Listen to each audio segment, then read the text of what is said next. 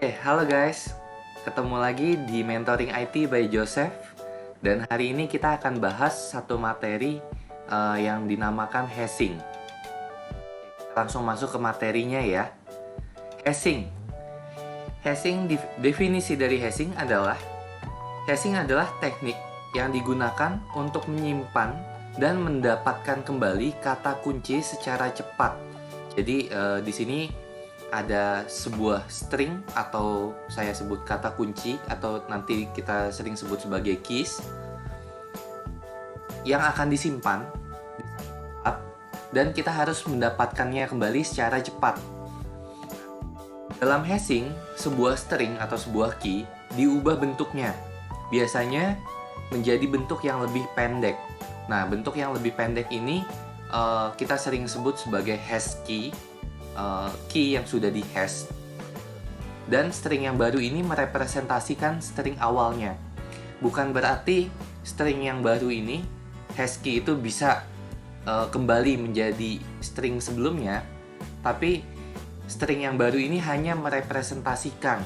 Nanti kita akan lihat kalau sudah lihat contohnya, saya akan jelaskan kembali tentang apa itu merepresentasikan string awalnya. Oke. Lalu hashing digunakan untuk melakukan indexing atau mengindeks dan mendapatkan kembali key di database. Karena lebih cepat mengambil key yang sudah dihash daripada mencari original value-nya. Dari poin kedua sudah dibilang bahwa hashing ini lebih pendek. Stringnya akan lebih ramping atau lebih kecil.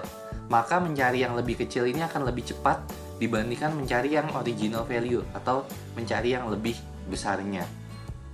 Nah, konsep hashing ini juga dikenal sebagai konsep pendistribusian key dalam sebuah array atau hash table.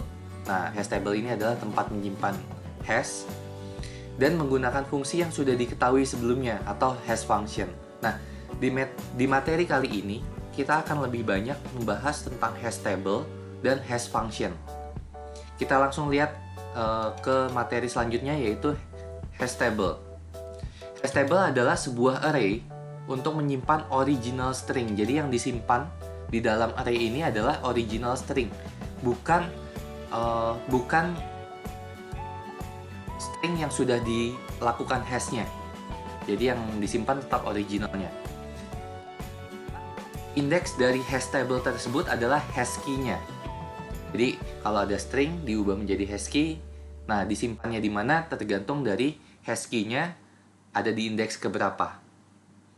Besarnya hash table lebih kecil daripada jumlah key yang ada. Misalnya saya punya 100 string yang ada.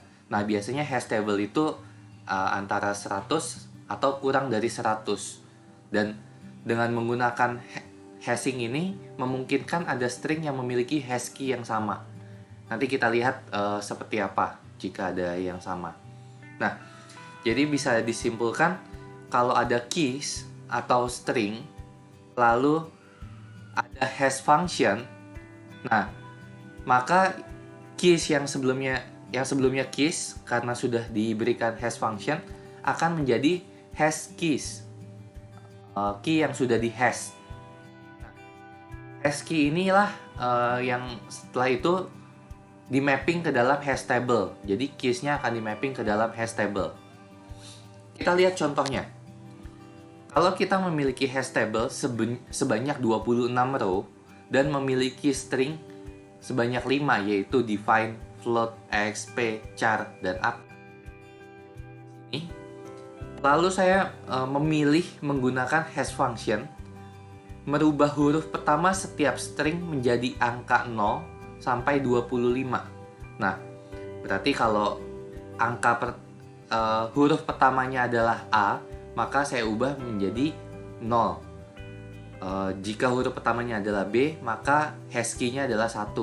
Jika huruf pertamanya C, maka hash key-nya adalah 2. Sampai jika huruf pertamanya Z, maka hash key-nya adalah 25. Nah, saya sudah bisa membuat hash table-nya seperti apa. Kita lihat. Jadi saya punya 5 string, define, float, exp, char, dan up. Lalu saya memiliki hash function, mengambil huruf pertamanya dan ubah menjadi keys, maka di sini saya bisa mentranslate semua string menjadi keys. Karena ini D, berarti kalau A itu 0, B, C, D, maka D itu 3. Maka float F, A, B, C, D, E, F, karena F berarti dia 5, EXP karena E, A, B, C, D, E berarti dia 4, char karena C, A, B, C berarti dia 2, atan A, maka A 0. Nah, maka saya sudah memiliki nih, string ini sudah diubah menjadi hash key-nya. Maka yang saya tinggal lakukan adalah menaruh string-string ini ke dalam hash table. Nah, di sini karena atan itu hash key-nya 0, maka saya letakkan atan di indeks ke 0. Nah, itu saya punya define ada di indeks ketiga, maka saya taruh define di sini di indeks ketiga. Nah, ini yang dibilang merepresentasikan. Jadi define itu direpresentasikan dengan angka 3. Setiap kali define, ada kata define masuk ke dalam hash function ini, maka diubah menjadi angka 3. Nah, 3 itu merepresentasikan define. Jadi letak dari 3 itu ada di mana? Kalau di table, letak dari define itu ada di mana?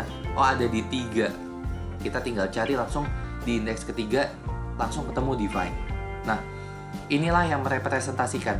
Bukan berarti angka 3 ini nanti bisa nggak angka 3 itu bisa tahu stringnya apa? Nggak bisa, karena angka 3 ini adalah hasil dari hash key. Nah, angka 3 nggak bisa balik lagi ke define. Tapi define bisa diubah menjadi hash key, yaitu 3. Seperti itu. Ini yang dimaksud dengan merepresentasikan. Nah, kita lihat hash function. Kalau tadi hash functionnya adalah mengambil huruf pertama, ternyata hash function itu banyak cara. Jadi banyak cara untuk melakukan sebuah string menjadi sebuah hash key. Cara-cara penting untuk membuat hash function ada 5 cara. Ini adalah cara-cara yang umum digunakan oleh orang-orang yang membuat hash function. Jadi hash function itu udah banyak yang buat. Contoh yang cukup terkenal yang sering kita kenal adalah MD5 misalnya. Nah, ada lagi misalnya mid square, division, folding, digit extraction, atau rotating hash. Kita lihat mid square. Di mid square, perintahnya adalah melakukan pangkat dan ambil bit tengah dari hasil pangkat tersebut. Jika key berupa string, maka ubah menjadi number. Di sini kalau udah ada stringnya, berarti langkah pertama yang sebenarnya yang harus kita lakukan adalah mengubah dia menjadi angka. Misalnya kita memiliki string atan. Atan ini karena dia berupa string, maka kita mesti ubah dia menjadi angka. Misalnya saya mau merubah dia, kalau huruf A jadi angka 1, T itu menjadi angka 20, A lagi menjadi angka 1, N menjadi 14. Nah, ini maksud saya kalau A menjadi 1, B menjadi 2, C menjadi 3, dan seterusnya sampai Z menjadi 26. Nah, ini kalau saya total, ini menjadi angka 36. Nah, maka saya sudah memiliki sebuah number nih. Dari sebuah string udah berubah menjadi number. Di mid square dibilang dipangkatkan 2, lalu diambil bit tengahnya. Maka 36 saya pangkatkan 2 menjadi 1296. Nah, 1296 saya ambil nilai tengahnya. Misalnya saya memiliki hash table hanya 2 digit, maka saya ambil akan angka 29. Maka string atan memiliki hash key 29.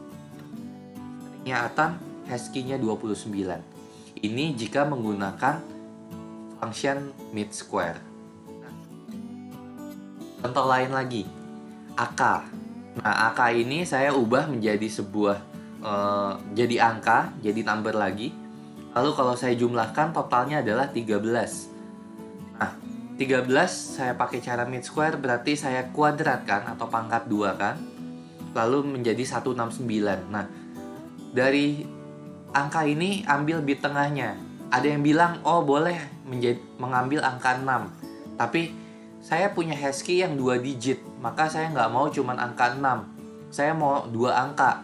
Nah, bisa jadi angka 16 atau bisa jadi 69, ya kan? Atau bisa juga kalian tambahkan angka 0 di bagian depan angka yang sudah dikuadratkan untuk bisa mengambil bit tengahnya yang mana ya. Nah, di sini jadi saya ambil angka 0169, bit tengahnya adalah 16. Ini adalah cara mid square. Lalu ada cara division. Ini adalah cara yang paling sering digunakan atau paling umum digunakan, yaitu dengan cara melakukan pembagian pada key dengan operator modulus. Jika saya punya atan yang tadi totalnya adalah 36, maka saya bisa modulus 10, karena 10 ini biasanya apa? 10 ini biasanya jumlah table. Jumlah hash table-nya ada berapa? Oh, ada 10, maka saya moduluskan 10. Nah, maka hash key dari atan dengan metode division, hash function division adalah 6. Beda dengan mid square tadi, kalau division hasilnya pasti berbeda. Lalu hash function yang lain, folding. Nah, di sini juga punya 2 cara nih. Bagi key menjadi beberapa bagian dan setiap bagian memiliki jumlah angka yang sama. Jadi jumlah digitnya yang sama. Lalu jumlahkan setiap bagian. Contoh lagi atan. Maka kita tahu udah dari contoh sebelumnya yaitu 36. Nah, saya bisa bagi menjadi beberapa bagian. Nah, kebetulan di sini karena 36 doang, berarti saya punya satu bagian dan satu bagian. Jadi 3 dan 6 saya jumlahkan maka jadi 9.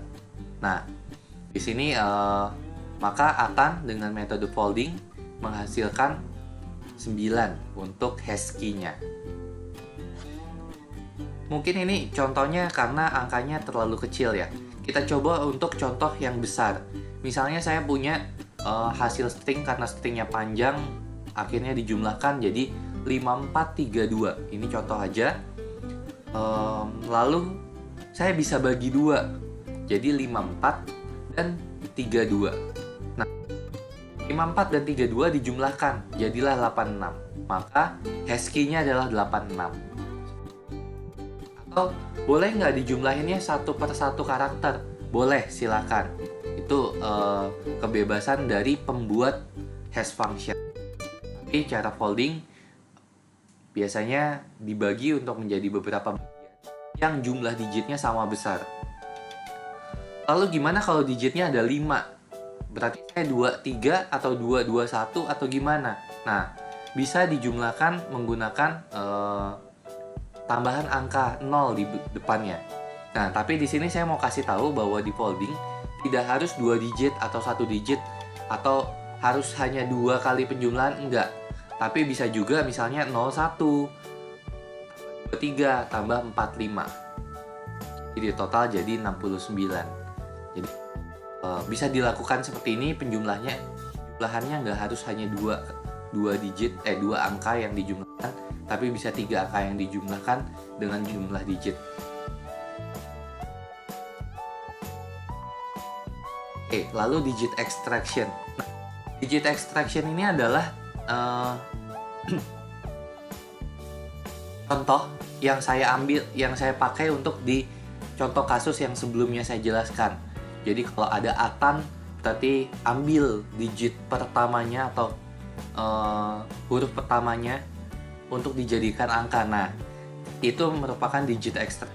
Jadi dia mengambil urutan digit dari key, misalnya mengambil digit ke-1, ke-3, dan ke-5. Kalau tadi saya cobanya hanya mengambil digit pertama atau huruf pertama untuk dijadikan digit. Contohnya 19839. Nah, diambil digit 1, 3, dan 5, maka dia ada di hash key-nya adalah 189. Seperti itu digit extraction. Itu ada yang terakhir, rotation hash. Rotasi dilakukan dengan cara merubah urutan dari key. Ya, contohnya adalah 19839 diputar jadi 93891. Ini adalah hash key-nya. Ya, jadi yang dilakukan hanya memutar aja. Dari sekian banyak fungsi-fungsi hash, biasanya hashing function itu memiliki kombinasi dari beberapa fungsi-fungsi yang sudah saya jelaskan. Jadi bisa jadi sudah dilakukan mid square, dilakukan folding, lalu diberikan division, lalu di rotate. Nah, itu bisa jadi seperti itu. Atau hanya beberapa, misalnya setelah dilakukan mid square, dilakukan division. Nah, jadi hash function bisa untuk dikombinasikan seperti itu. Ya, jadi tergantung dari pembuat hash function itu sendiri. Nah, saya mau jelasin tentang collision. Nah, gimana kalau collision itu apa? Gimana kalau string ini stringnya atan, akos, asing, dan app, dan saya menggunakan hash function yang seperti saya gunakan di contoh sebelumnya, yaitu mengambil huruf pertama dan dijadikan digit. Maka jika setelah melewati hash function, mereka semua akan ada di digit ke 0. Maksud saya hash key yang 0. Nah, gimana tabelnya?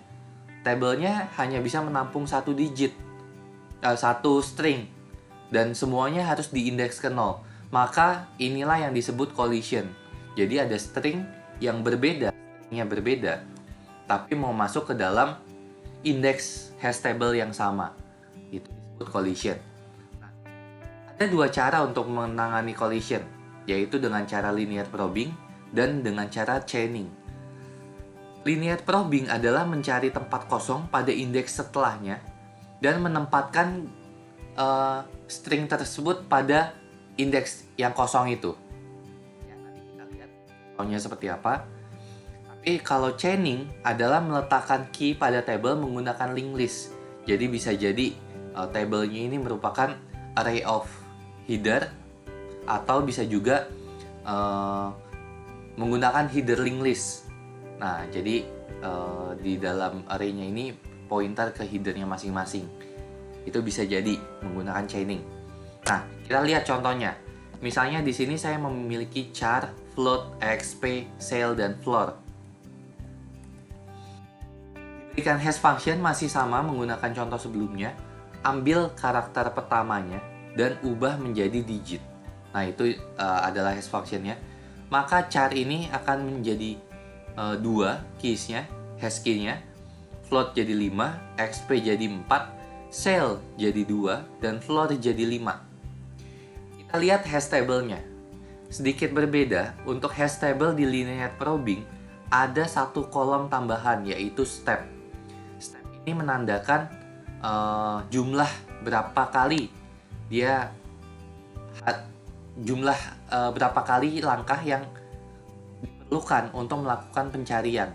Nanti kita lihat hasilnya. Maka yang saya lakukan pertama adalah char untuk dimasukkan ke dalam table. Char ini dimasukkan ke dalam table yang mana? Ya, di sini ya. Berarti char dimasukkan ke dalam indeks yang kedua. Nah, diberikan step 1. Kenapa? Karena untuk mencari char, maka hanya dibutuhkan 1 kali step. Nah, contoh, char 2, maka saya akan mencari di indeks kedua. Nah, jika indeks kedua saya cari, maka langsung ketemu char. Saya hanya butuh sekali pencarian, yaitu di indeks kedua. Selanjutnya float. Float ada di indeks kelima, maka float saya tampilkan di kotak yang ini. Ya, sama stepnya juga 1, karena untuk mencari float hanya perlu melakukan 1 pencarian, yaitu di indeks kelima.